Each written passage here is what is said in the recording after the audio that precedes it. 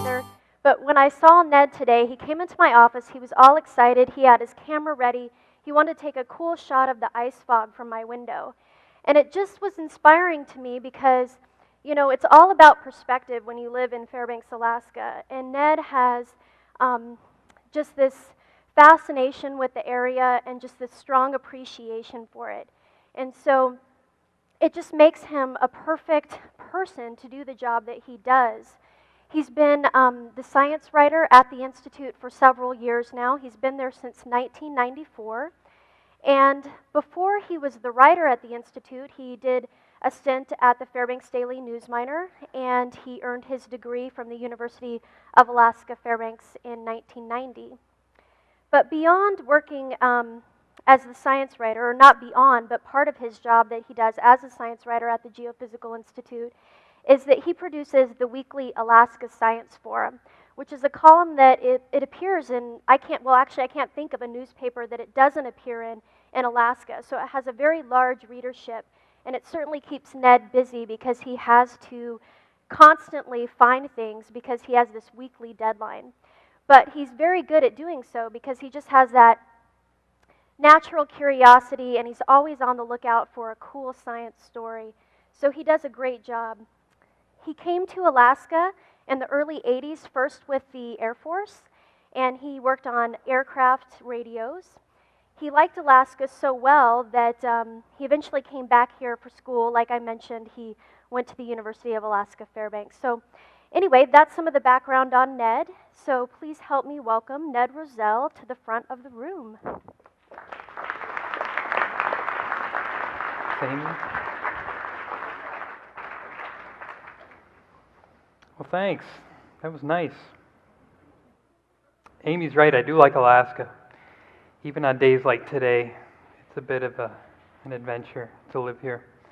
There's a lot of adventurous things about Alaska. I just spent a couple months out, and coming back, you realize how unique this place is. On this show, I'm going to take you guys all over Alaska. I've been lucky enough to travel over a lot of the state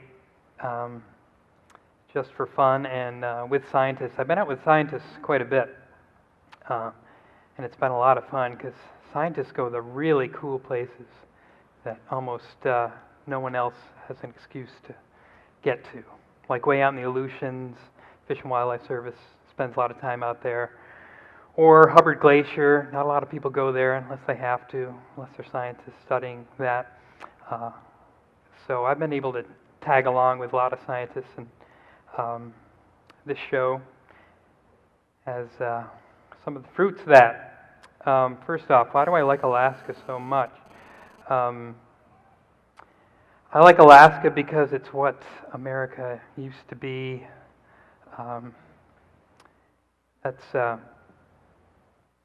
That's my name in lights up at UAF.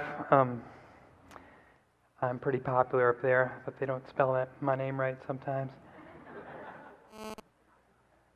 Anyway, why do I like Alaska? Because a long time ago, on the Great Plains of the U.S., there were buffalo all over the place, and now there's not. But here in Alaska, we have something like that. We still have more caribou here than we have people. That's one of the things I really like about Alaska. This is the start of the Susitna 100 race, which will start off again next week. First place I'm going to take you guys is up to Toolik Lake on Alaska's North Slope. UAF Institute of Archaeology has a field station up there where they study a lot of things. One of the things they study is this little animal. This is a ground squirrel. These guys are up there right now. It's cold here. We know it's cold there. And we know it's even darker up there. These guys are hibernating up there right now. And in the late 90s, Brian Barnes of the Institute of Archaeology found out that these little guys hibernating up there, they had their body temperatures go colder than 32 degrees. So it's cold as an ice cube. You hold one of these guys in your hands while it's hibernating. It doesn't even warm your hand. Heart slows down to 2 beats per minute. You and I couldn't do that. We would die. We'd have a stroke pretty fast. These guys don't have strokes, and scientists wonder why. They found out that they sort of flood their blood with ascorbic acid, which is vitamin C, and that somehow prevents them from having strokes and allows them to shut down their metabolism so they can survive the winter. They also study tundra up at Tuluc Lake, and some guys studying tundra were trying to check out how active it was, and they found that even in springtime, which is what this photo was taken in April, even in springtime the tundra is working up there. It's photosynthesizing, taking the energy from the sun and changing it into sugars at 20% at summer peak, even when there's snow on the ground. Okay, we move over a little to the west, to the Colville River. Up there's an amazing deposit in this cut bank of dinosaur bones, fossilized. An artist drew this of what it looked like up on the North Slope 70 million years ago. A lot of plants there that might do well in Louisiana right now, and they think the temperatures were about the same up there. There were 4 plant eaters, 4 meat eaters, and really you wonder how they survived, because back then, 70 million years ago, it was warmer up there, sure, but it was farther north up there than it is today, so it was darker. So right now, north of the Brooks Range, it's pretty dark. There's not much daylight at all. You probably never see the disk of the sun, and somehow these dinosaurs were adapted to survive that dark period, even though it wasn't very cold. Take an Anactuvic Pass, the crest of the Brooks Range. That is the farthest north anyone has known a wood frog to hop. They've seen them in Anactuvic Pass. Wood frog is our only amphibian here in the Tanana Valley too. And they're out there right now. They're out there tonight. Frogs. And they're surviving. How do they do it?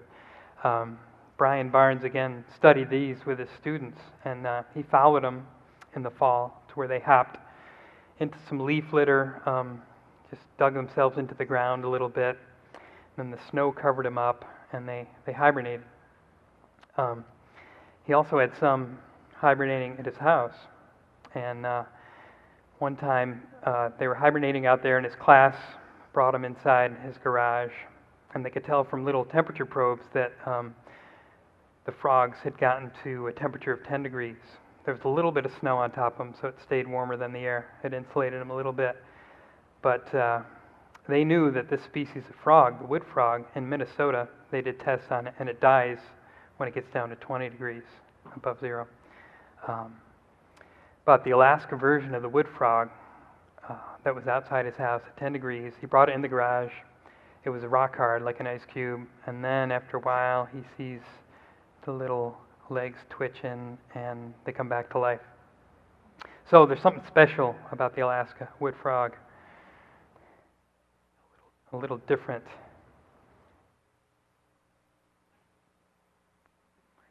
Take you up to Prospect Creek. It's probably another really cold place right now. Of course, it might not be colder in Fairbanks tonight. But it was colder on January 23rd, 1971, when it got to 80 below Prospect Creek. That is Alaska's all-time low temperature. We haven't beat it since. Not too far away is Alaska's all-time high temperature. Fort Yukon registered 100 degrees in June of 1917, I think it was. What amazes me about this is they're only 150 miles apart. 180 degrees. Well, our low of minus 80 in Alaska, unfortunately, is not the low in North America. That belongs to Snag, which beat us by 1 measly degree on February 3rd, 1947. We're wondering why it's so cold now. I guess now's the time for it to be cold because 61 years ago, we set the all-time low for North America at an airstrip there that was set up for the Lend-Lease aircraft. It's no longer in existence now. That's Jim Brader on the way to Snag. Jim's a weatherman here in Fairbanks, and he and I skied out there. It's about 15 miles from Beaver Creek. When you drive out the Alaska Highway, just over the border, you hit the town of Beaver Creek in the Yukon. Snag is about 15 miles away. And Jim and I skied out there on the road. It was about +5, but we did camp there in January. We were tempting the gods to really whack us, but they didn't. It only got down to about +5. Anyway, I took this picture of Jim. His mom liked it so much, she painted this picture. These are the guys who were at Snag, the Canadians, in 1947. They pulled out that base there in 1967, so nobody's in Snag now. But it's still a very cold place. Jim, of course, being a curious weatherman, he installed a low-temperature thermometer there. Ed Plum, also a meteorologist at the National Weather Service here in Fairbanks, he drove into Snag the next summer after Jim and I installed that thermometer and saw that it had gotten to -63. The coldest it got in Fairbanks that year was about -42. So Snag is a pretty cold place. Take you to Wiseman. Beautiful place up in the Brooks Range, just in the foothills of the Brooks Range. Also about the farthest north place where scientists find these guys, the red flat bark beetle. These guys spend their winters in the bark of balsam poplar trees. They're like really rotten ones. And Todd Sformo at the Institute of Arctic Biology here in Fairbanks, he's fascinated with these guys so much so that he brought them in the lab and he got them colder and colder and colder and colder. He tried to see what their lower lethal limit was. How cold can these guys get before they perish? And he couldn't get them cold enough here in Fairbanks. He had to send them out to a lab, and they found that these guys didn't die until it got to -238 degrees Fahrenheit. And you wonder, why would a creature need to adapt to be that cold? And how does it do it? These guys make antifreeze proteins, and as they're hibernating, they really dry out their bodies, so there's no water in them almost at all. Fairbanks. We're all pretty familiar with Fairbanks, aren't we? We're too familiar with this right now, ice fog. That's a picture I took yesterday, so it's pretty timely. What is this substance that clouds up our beautiful city? Ice fog happens when it gets about -30 degrees Fahrenheit. A lot of places say they have ice fog, but they just have fog when it's cold. Ice fog takes extremely cold temperatures, and Fairbanks is really the only city in the U.S. that gets these temperatures long enough for it to form, and that it's the only office of the National Weather Service where the words ice fog are in the forecast often. There's almost nowhere else. Carl Benson at the Geophysical Institute has studied ice fog for a long time, and in 1964 he wrote the great paper on ice fog, where he went around town and he wanted to see what all the sources of ice fog were. Ice fog forms because the air is so cold it can't handle any moisture. All moisture, water vapor is invisible, but ice fog is frozen ice crystals. When we exhale, it doesn't go to water vapor, it just freezes, it comes out of our mouth. Really tiny particles, and all those particles together make up ice fog. So Carl went around in 1964 and he said, okay, why do we have ice fog in Fairbanks? And he found the main sources were the open Chena River by the power plant, just the water steaming up. and cars and trucks were there too, but they were a pretty low percentage. And he also calculated all the other water sources in Fairbanks, including how much you and I exhale, and which is what I love about this paper, he calculated how many dogs there were in Fairbanks that live outside. So we figured there were 2,000 dogs that lived outside in Fairbanks, and they all together exhaled about a half-ton of water vapor into the air every day. And he put in his paper, quote, "It's a conservative estimate because all the dogs aren't resting all the time. So exercising dogs would put out more ice fog." So remember that when you jog your dog tomorrow. That's what you look like when you walk to work at 40 below. Fairbanks is also the outhouse capital of North America. We'll leave it at that. Fairbanks is also the home of many ravens. Ravens probably wouldn't be here if it wasn't for you and me and McDonald's and Burger King. In past times, they'd be just following wolf packs around and hoping to find a free meal from a carcass. But now we're much more dependable than wolves ever were. A couple scientists have studied ravens in Fairbanks and found out some pretty interesting things.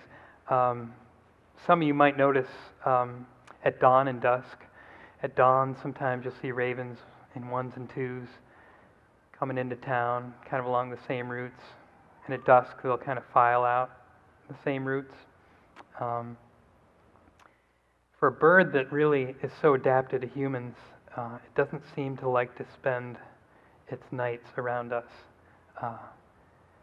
Scientists have found that ravens spend their nights in these communal roosts, which is just a grove of spruce trees, and you see a bunch of ravens like sitting in all the branches.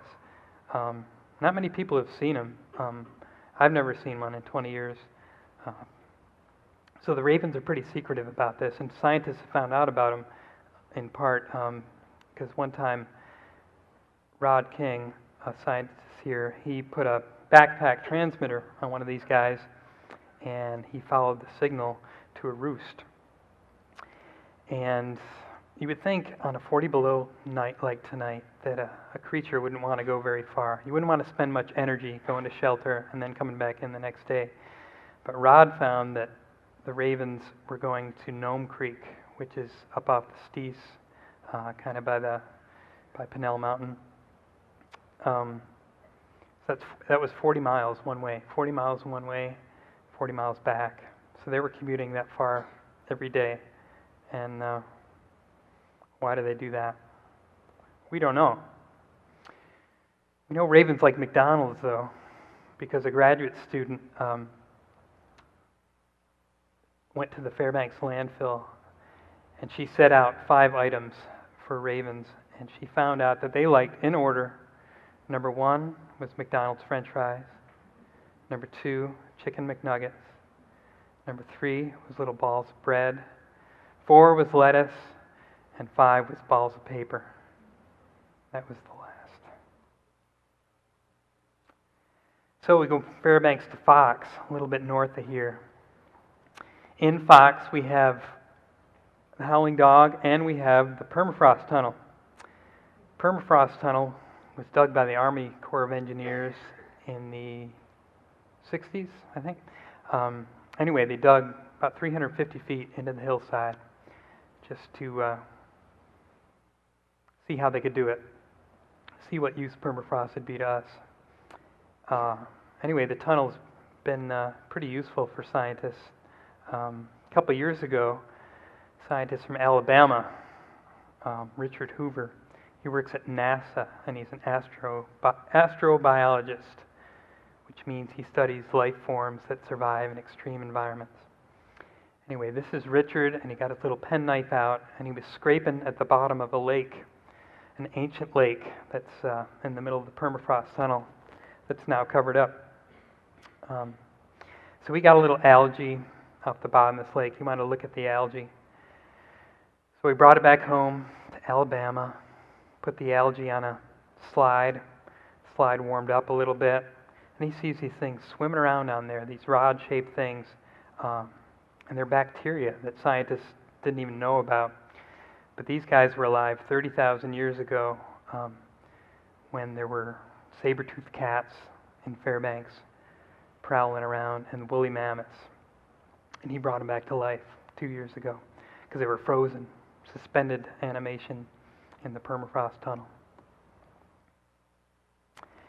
Go down to central Alaska here. This is the Denali Fault, this frown across the middle of Alaska. Pretty interesting feature when you look at it from above like this. That trench where the frown is, there's a lot of ice in it. There's a lot of glaciers along the Denali Fault. And in 2002, a lot of you will probably remember, there was a big earthquake on it. On November 3rd, there was a magnitude 7.9 earthquake. That's huge.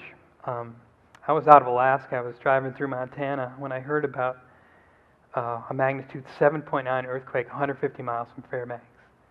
And I said, oh no, Fairbanks is going to be destroyed. But it wasn't, because the energy didn't come Fairbanks' way. It went kind of toward Beaver Creek in the Yukon and then went farther south that way. But there was so much energy that 192 miles of Alaska's surface kind of ripped. Seismologists say it unzipped. Glaciers cracked. Tundra ripped. It's just an impressive display of power. You were lucky you weren't skiing on Black Rapids Glacier then, because two mountains sort of collapsed onto the glacier. That's all the rock fall. Other mountains collapsed on glaciers too. McInnes Glacier took a lot of rock. This is the Canwell Glacier. It seemed to be, when we were there, like it was picked up and dropped, and just a lot of really straight cracks on the glacier, and big chunks of glacier ice broken off. And that's a feature where the ice kind of moved out, clamped back on this rock.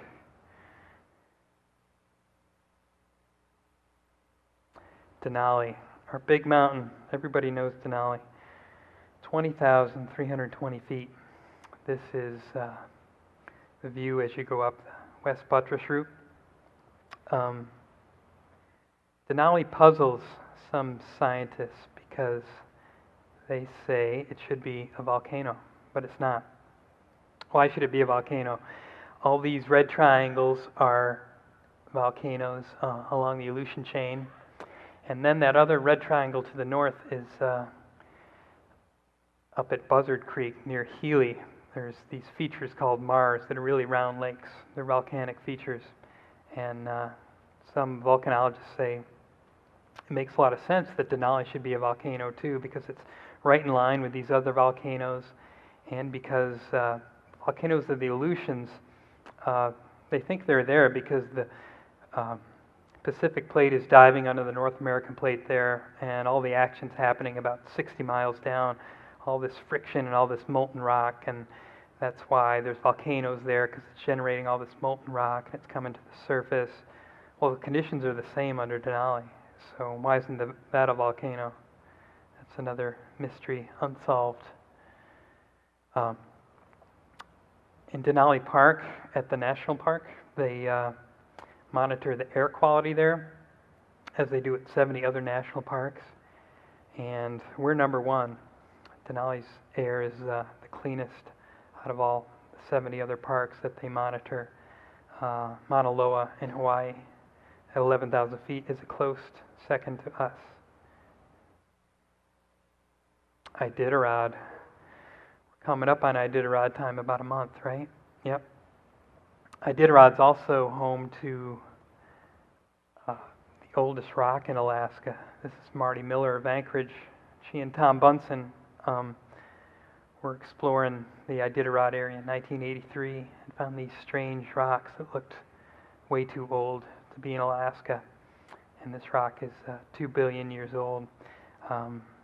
They think it used to be on the middle of the continent, North America, and somehow it rafted over there. But there's a bunch of these rocks, and if the mushers wanted to stop and pick one up, they could do it because they run right over them on the south route, which they're going to do in about a month as they go through the town of Iditarod. The YK Delta, it's a pretty rich part of Alaska, where 2 big rivers empty into the ocean. Good place to live if you're a bird. In summertime anyway, not right now. These birds hang out there all summer. These are bar-tailed godwits. And if you were a biologist studying birds, first thing you notice about these guys is that they're chubby. They're really got a lot of fat on them. And they stay on the Yukon-Kuskokwim Delta all summer, just eating. They eat these little clams with these really long bills they got.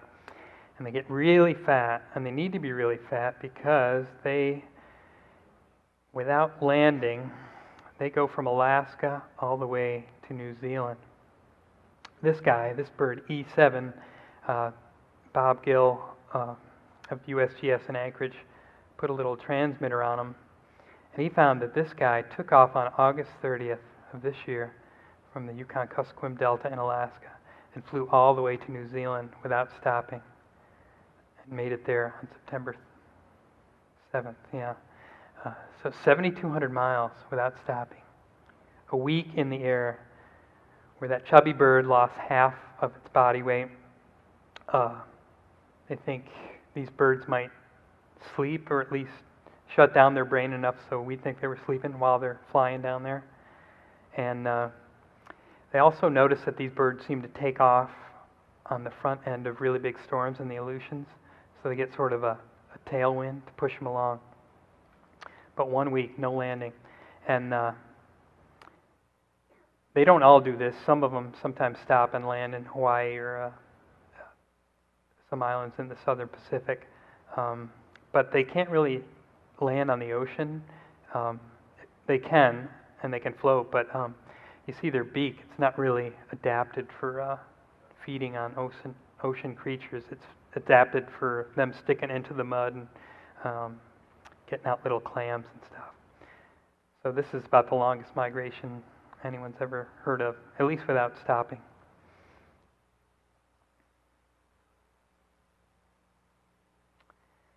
St. Matthew Island, somewhere I haven't been, but I'd really like to get there. But it's really hard to get there.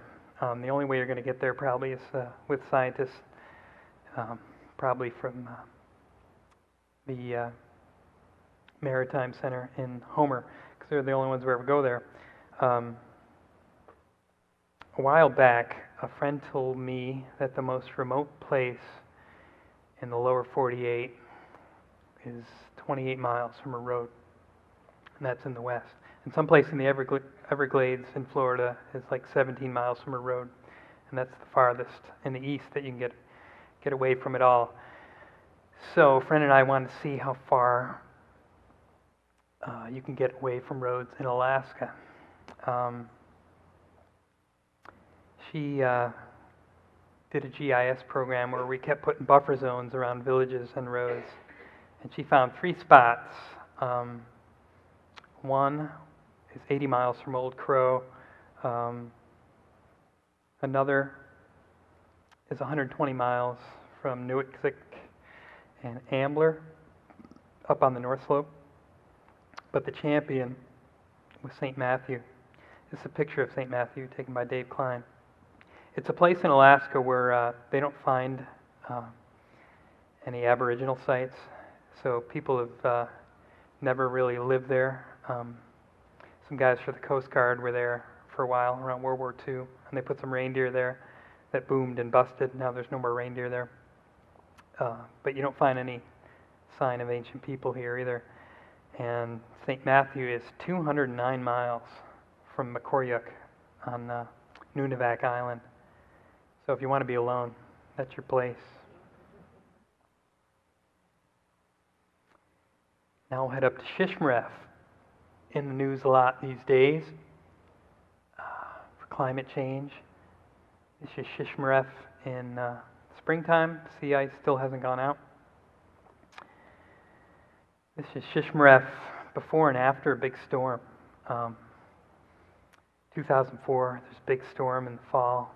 Sea ice wasn't in yet, and it really ate up a lot of this coastline. This is the northern coast. When you look at a map of Shishmaref, it's interesting because you see it's on a sand spit, like sort of Barrier Islands off the coast of Florida and stuff. And you look at that map and you think, okay, if I was an engineer, I probably wouldn't build here because Barrier Islands are temporary features, right? And the Aboriginal people didn't live at the Shishmaref town site. They had seal camps up and down that spit, but there was nothing permanent until gold was found near there, and a post office came in, and then people started populating Shishmaref. But now they're contemplating moving, and that stop sign there, that's where the new town site might be if they decide to move on Tin Creek. It's pretty protected. It's got good water. Another spot on the Seward Peninsula, Brevig Mission, pretty small village. That's what it looks like from the air. In 1918, there was a terrible flu that went across the world, and it really nailed Alaska and the Seward Peninsula in particular. When the flu came into Brevik Mission, they think a dog sled driver brought it in on his person. Within a week, 72 out of 80 people who lived there were dead. So just 8 people left in Brevik Mission. This is the mass grave where 72 people are buried. And this pathologist heard about it in 1951. The flu in 1918, no one really knew what it was. They hadn't isolated the virus. But in 1951, he thought there must be samples of this somewhere. And he read about Brevik Mission, and he knew that there was probably permafrost there. So he thought maybe those bodies in that grave are preserved. So he went out there in 1951, got permission from the elders to build a fire over the grave site, work away the overburden, build another fire. And he got down to the grave, and he was able to get a sample of a person's lung who had died there, and he got a sample of the virus. So he brought it back to Washington, D.C., and the virus didn't make it. It degraded as he was traveling. So he said, that's too bad. I really want to know what that was. But then came the 1990s, and with it better techniques to find out what ancient viruses are. So he was still interested in it. He was then in his 70s. So he went back in the 90s, and he thawed out this grave again, and he dug. He dug with the villagers again, and he got a sample of lung tissue from this obese woman who was, she was still preserved in there by the permafrost. And he brought it back to Washington, D.C., and this time they were able to isolate the virus, which he called the deadliest organism in the history of mankind. So from Brevik Mission, he was able to figure out this puzzle. All right, take you down to where those volcanoes start on the Alaska Peninsula, the Valley of 10,000 Smokes, one of the most unique landscapes in Alaska or anywhere else. The largest eruption in the 20th century happened here in the valley. It turned this 40 square miles of great bear habitat into what today looks like a desert. Still, the eruption happened in 1912, but there's still no vegetation there. This is part of the eruption site, Mount Katmai, in 1912. In April 1912, it was a 7,000-foot mountain, and after 3 days in June 1912, it was about a 5,000-foot mountain with a big crater in it. But it didn't blow out of Mount Katmai. It sort of, all the material sort of disappeared into Mount Katmai, and it blew out of this thing called Nova, this stadium-sized crumb cake about 10 kilometers away. Anyway, the eruption was bigger than Krakatoa was in 1882, and in Krakatoa, 35,000 people died, but 0 people died after Katmai erupted. So onto the Aleutian Islands, more volcanic action. These islands have popped up over the years from volcanic activity, and there's going to be a new one. Pretty soon, there's going to be a new Aleutian Island. It's going to kind of look like this. Right now, it looks like this. There's a little dimple like that, 300 feet under the ocean surface, and it's rising. Jennifer Reynolds and other people at UAF found it when they were doing an ocean cruise, and they were mapping the ocean floor. Boguslav Island came into existence in the late 1700s. It's one of Alaska's newest pieces of real estate, and that's kind of similar to what that new volcano is going to be someday soon. Amchitka, this is a little inchworm over here in the middle of the Aleutians. Amchitka was a site that solved the problem for the U.S. government in the 60s and 70s. Problem was we couldn't set off nuclear explosions anymore in the Nevada desert because Las Vegas was getting too big. And we were rattling the chandeliers when we set off underground blasts. So where to go? We could go up to Alaska, go in the middle of the Aleutians where nobody lives, and we could set off 3 nuclear detonations. There were 2 in the 60s and 1 in 1971. This is the big one, 5 megaton Project Cannikin. And this one drew people from British Columbia around Vancouver in boats, and it was sort of the beginning of Greenpeace because they protested this. But their protest didn't work. We blew it up. We lowered it a mile into the ground there, and then blew it up. The surface you see here went up and down about 20 feet. It was the equivalent on the surface of a magnitude 7 earthquake, and it left behind this big chamber underneath the island that it sealed itself with glass because it melted the rock into glass. And there are scientists now who go on Amchitka pretty often now to see if radioactivity is leaking. They haven't found too much so far. This is sort of the top of the hole that Project Cannikin was lowered into. Go a bit farther west here, out to Kiska. Kiska was one of 2 places in Alaska that the Japanese occupied in World War II.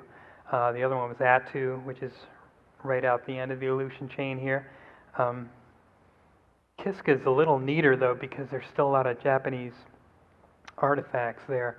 The Japanese were there for a year before they evacuated, and they left behind a lot of stuff. That's a Japanese freighter that was in the bay, got bombed. The fire hydrant. They were there for a year, so they really had quite an infrastructure there.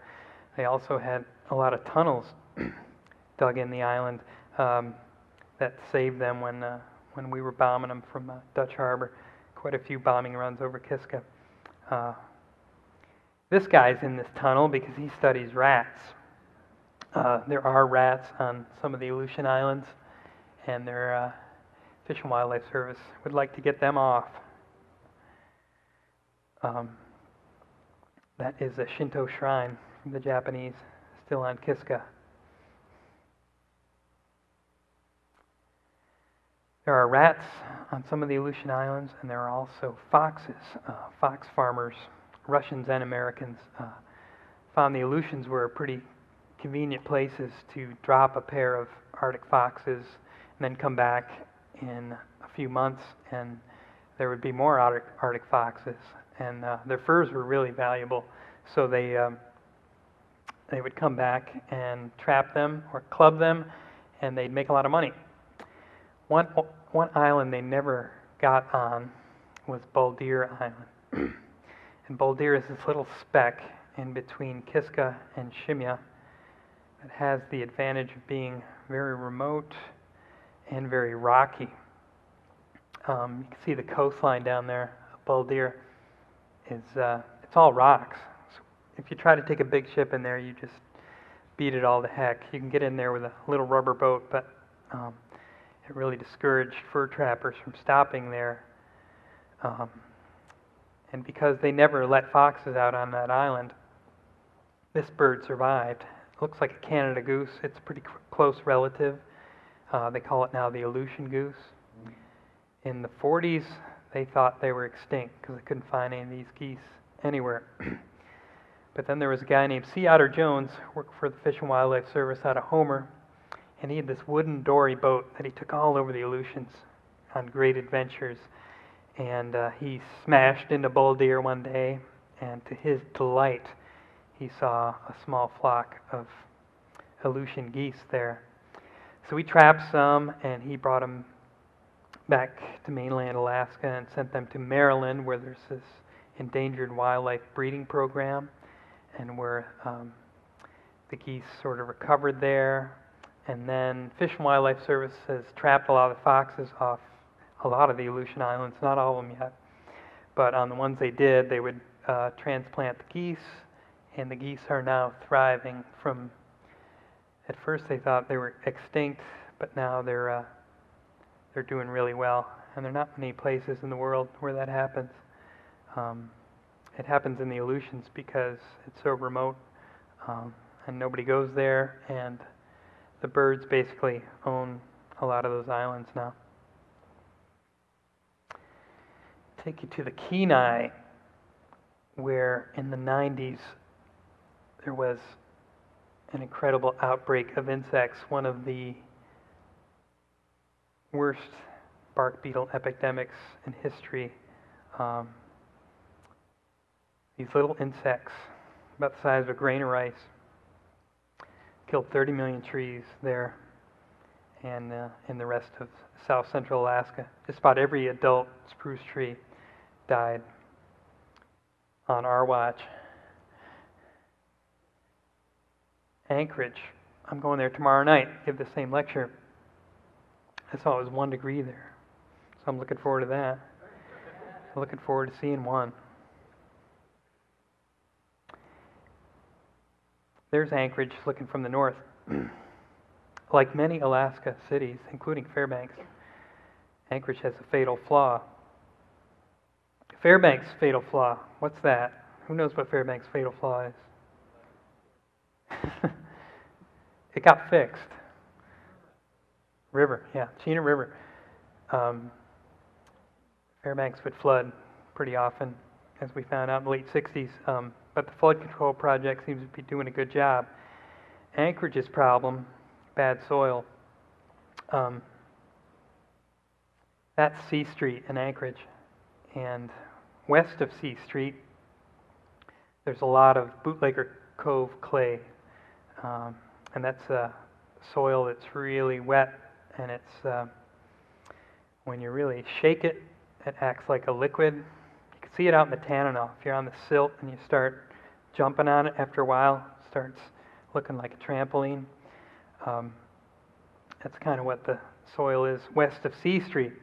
So in a big earthquake, it's a bad place to be, like it was in 1964. bad thing is the core of Anchorage is west of C Street, as is the airport. So really vulnerable to a big earthquake. Which is why when they were trying to figure out where to put the tsunami warning center, they went to Palmer, because they didn't want it. If there's a big earthquake, they want to be able to get information out. So Palmer's a pretty safe place compared to downtown Anchorage. Take you down south a little bit toward southeast Alaska, toward one of the neatest features of Alaska that you can see from the space shuttle. This is a picture from the shuttle, and that's Malaspina Glacier, spilling out there like a pancake. I like Malaspina because it shows how glaciers flow. Sometimes they're so constricted by mountains it looks like they're just ribbons, but this one just flows out like a pancake.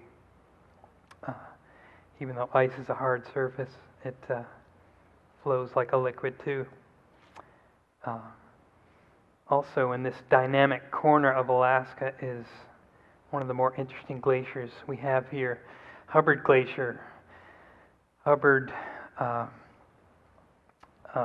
most glaciers in Alaska are receding, and they're receding pretty fast. Hubbard has already done its receding, and now it's just advancing. It's fed by these huge ice fields, a lot of snow every year up by Mount Logan in Canada. So it's going to keep advancing no matter how warm it gets here in the short term. As it advances, sometimes it butts into Gilbert Point down there north of Yakutat, and it cuts off Russell Fjord, which is the body of water to the right here, and it becomes Russell Lake. It did this in 1986. That's what this picture is from.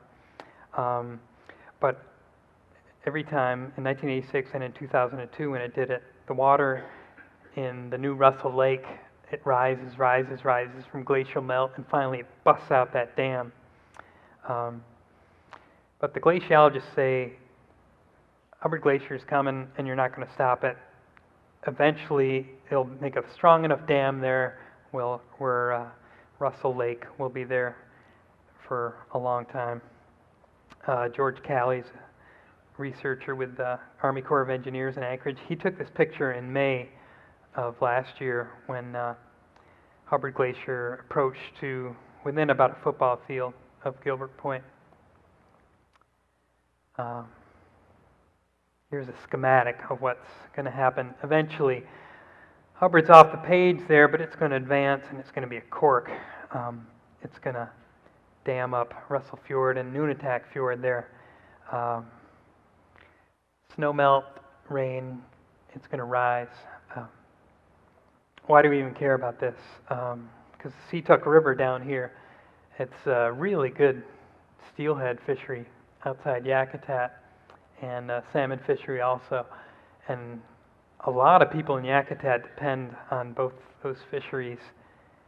And as Russell Lake fills up, it's eventually going to spill over into an old channel, the Seatuck River, and it's going to make the Seatuck into a glacial river instead of the clear running river it is now, which is going to wreck the steelhead fishery for a while, quite a while.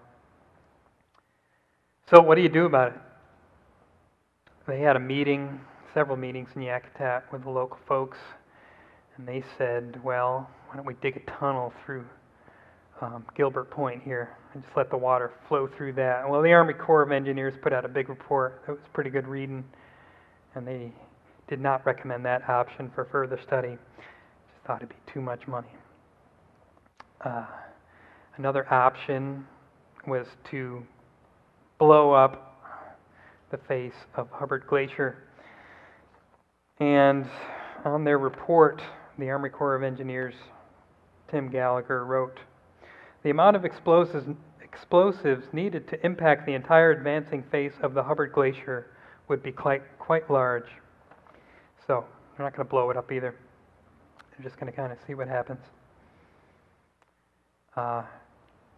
Here we go to one of the prettiest places in Alaska, Lituya Bay, sort of on the outer coast. Glacier Bay's on the inner coast. There is a view from the hillside looking back toward the North Pacific. And there's a view when you're at the mouth of the bay, just about to go in there. And in 1786, the French explorer Laperouse took 3 ships in here at slack tide. He went into the bay and he said, "This place is beautiful. This is so beautiful, I'm going to call it the Port of France. This is going to be our base in the New World." And in 2 weeks, he couldn't get out of there fast enough because it's a very dangerous place for a couple of reasons. This is one of the reasons. You see this valley here, it looks a little too orderly. It's a bit too much of a straight line. And that's because the Fairweather Fault is moving through there. It's just like the Denali Fault, strike-slip fault, where ground's kind of ratcheting past one another for years and years. And with all that movement comes a lot of tension, and that tension releases sometimes, and it causes great earthquakes. In 1958, there was a magnitude 8 earthquake right in the back of the bay here, and it caused this section of mountain to fall into the back of the bay, which is about 1,000 feet deep. So when you get a mountain falling into a bay, that water's got to go somewhere. It went 1,700 feet up this hillside, and it sheared off rainforest spruce trees, as wide as you could imagine down there. Just clean the hillside. Also clean the shoreline. That's the line. That's how much it's recovered since 1958. And these giant waves happen an average about every 40 years or something, because it's such a tectonically active place that there's always earthquakes, and pretty often they drop part of a steep mountain into the water, and that's trouble. It's not the only trouble at Lituya Bay. The mouth of the bay here, as you can see, it's pretty narrow. It's only about 1,000 feet wide. There it is. And you can imagine, it's a 1,000-foot deep bay. You have the open Pacific out there, that the tide really rips through this little opening here. It gets to 14 miles an hour, which is about as fast as the Yukon goes, twice as fast as the Yukon flows, like an eagle, and it really churns. That French explorer in the 1780s who was hanging in the bay and saying, "Man, this is a great place," he sent out 3 smaller boats with guys in it to try to see if they could drop lead weights on ropes and see how deep it was. But he said, if you see breakers at the mouth of the bay, don't go close to it. Well, those guys, they got too close, and all of a sudden Laperouse saw their boats kind of going toward the mouth. And it wasn't because they were rowing them, it's because they were caught in the tidal current. And he lost those 3 boats, and he lost 21 guys right here. And they didn't find too many signs of them. So the next slack tide, he got the heck out of there, and he went and sailed to the South Pacific, where cannibals killed him.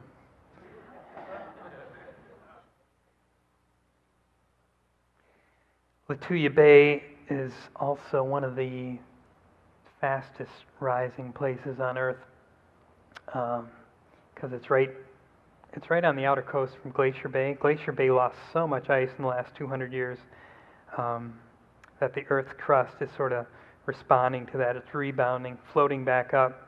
So Lituya Bay, these scientists found out that it's rising about an inch a year, which is faster than sea level is rising. So it'd be a good place to build your home if there weren't those other hazards.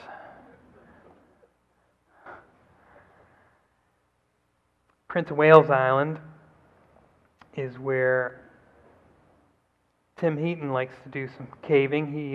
He's a researcher at the University of South Dakota. He really likes caving. There's some neat limestone caves there on Prince of Wales Island. And in this one, he and some friends found some bones that looked human. So he got them checked out. They were 9,200 years old and turned out to be the oldest bones of any person in Alaska. So he thinks that might support the notion that when people came over the Bering Land Bridge, they didn't always just scamper down the land to the Great Plains in between glaciers. They might have boated. They might have been kayakers who came along the Inside Passage and stopped in places like this and died and left their bones. All right, you guys know what these are. They're standing out there tonight. They're not even cold. Got all that hair. In 1894, a man was on the Kandick River and he shot what he thought was a bear with horns. He didn't know what it was. But what it was the last muskox in Alaska. There were no more that anybody knew about after he shot it. So in May 1930, Congress thought Alaska is a place that should probably have some muskox.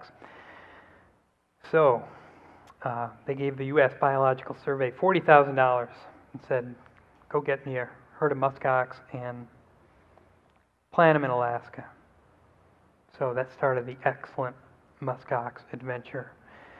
In summer 1930, Norwegian sailors were contracted to go up to Greenland, and they caught 34 muskox with much difficulty. One of the guys said, it was a translation, but it was great. It said, there is much violence in a herd of muskox. But they got 34 of them. They boated them over to Norway, boated them over to Jersey. They came by the Statue of Liberty, all 34 of them. They all survived 33 days of quarantine in New Jersey. Then they all got on a train, went across the U.S., get closer to Alaska, but this is the 30s, so Alaska Highway's not built yet. How did they get there? Took a steamer, Seward. Okay, we're in Alaska, yes. But there was no place for them in Seward, 34 muskox. There's not much flat land down there.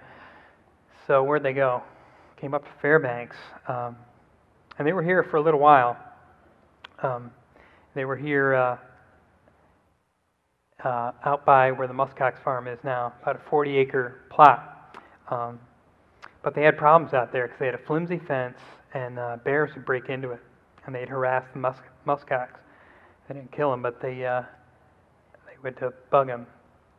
And so the director of the farm there, he says, where's a good place that doesn't have any bears, where we could put these muskox and they could sort of be the seed for the rest of Alaska.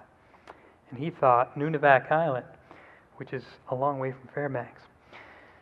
So his boss thought it was a good idea, so 34 muskox go on a train. They're back on the road to Nenana. Took a barge all the way to Marshall. Took another barge to St. Michael. Got transferred to yet another barge, where they landed on Nunivak Island, where there are no big predators to mess with them. From that stock, there are now about 3,500 muskox in Alaska. Okay, finish up here with one of my favorite Alaska books by Donald Orth, The Dictionary of Alaska Place Names. I could look at it all day. When you look at this book, you learn that Alaska has 1 Chili Creek, 4 Cold Creeks, 1 Warm Creek, 19 Dry Creeks, and 2 extra dry creeks. 67 Bear Creeks. That's the #1 creek name in Alaska, but it's not very original. So if you're going to pick one, don't pick Bear. Alaska also has a Chinatown, Hell's Kitchen, Walla China, Grand Canyon, 3 Death Valleys, 7 Crater Lakes, 12 Long Islands, Purgatory, and of course, where there's purgatory, there is paradise. Thank you.